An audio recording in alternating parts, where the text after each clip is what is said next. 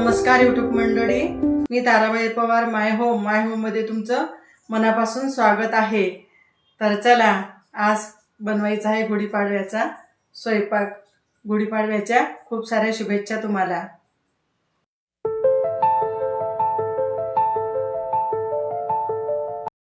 हे घेतलंय दूध, मस्त गाईचं दूध आहे, आमच्या तिकडच्या घरचंच गाईचं घरचं दूध आहे. तर बनवणार आहे बासुंदी. चांगलं घट्ट दूध आहे, घरचं ते घरचंच राहते.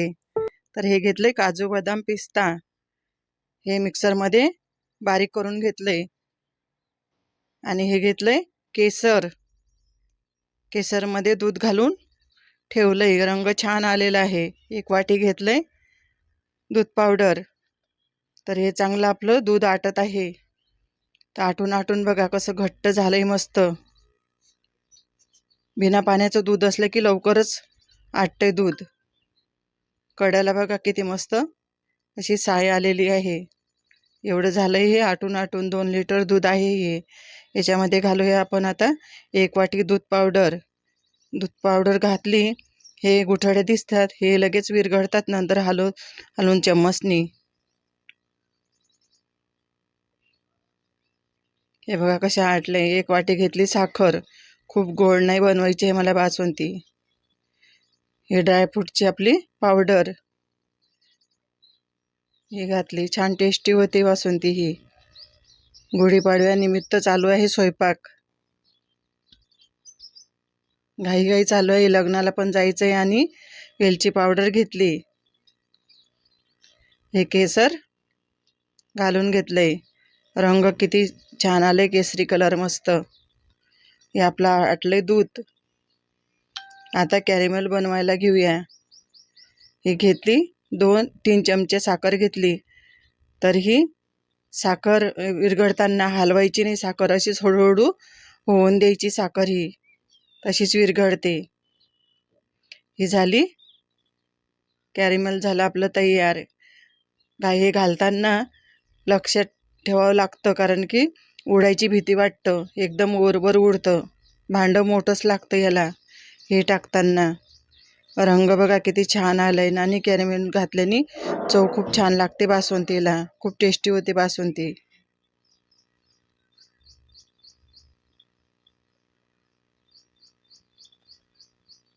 हे बघा किती मस्त झाली. लाईक व सबस्क्राईब करायला विसरत नका जाऊ.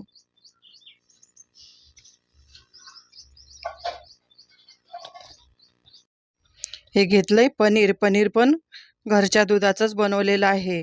तर आता पनीरची भाजी बनवूया आपण. जिरं, मोहरी, कढीपत्ता घातलंय, मस्त हिरवा कांदा, आलं लसणाची पेस्ट आणि काजू बदाम आणि खोबरं याची पेस्ट बनवली होती, ही घातली याच्यामध्ये. तर छान असं मिक्स करून घेऊया. हळद, मीठ, मसाले हे घालून घेतलंय. छान मिक्स करून घेऊया. आहे पनीर मसाला. पनीर मसाला घातलाय. कोथिंबीर छान परतलंय. थोडं पाणी घातलंय. पाणी घातल्यानंतर हे घातलंय पनीर. बिना कॉर्नफ्लॉवरचं पनीर.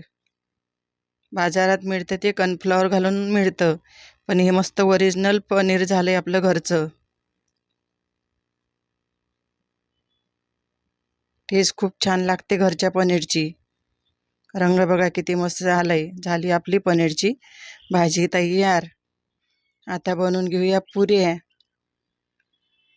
मस्त टम्म फुगलेल्या पुऱ्या. इकडे वेदचं पण चालू आहे. वेद बोलला की मलाच करायचं आहे. वेदचं चाललंय पुऱ्याचं काम. मस्त टम्म फुगली आपली पुरी. नंतर आम्ही चैत्रमध्ये तळण वगैरे करत नाही 10 दिवस, तर भजी, म्हणून हे तळण वगैरे सर्व चाललंय आता. भजी, पापड तळून घेतले मस्त. हे बघा, ही झाली बासुंदी मस्त तयार आपली. असा झाला आपला गुढीपाडवा थाळी तयार. नाही तर असा झाला आपला गुढीपाडव्याचा स्वयंपाक. तर चला, आजचा व्हिडिओ तुम्हाला आवडला असेल तर लाईक करा, शेअर करा, कमेंट करा. अजूनपर्यंत माझ्या व्हिडिओला सबस्क्राईब करा. मस्त खा आणि आनंदी राहा. भेटू पुढील व्हिडिओमध्ये. तोपर्यंत बाय.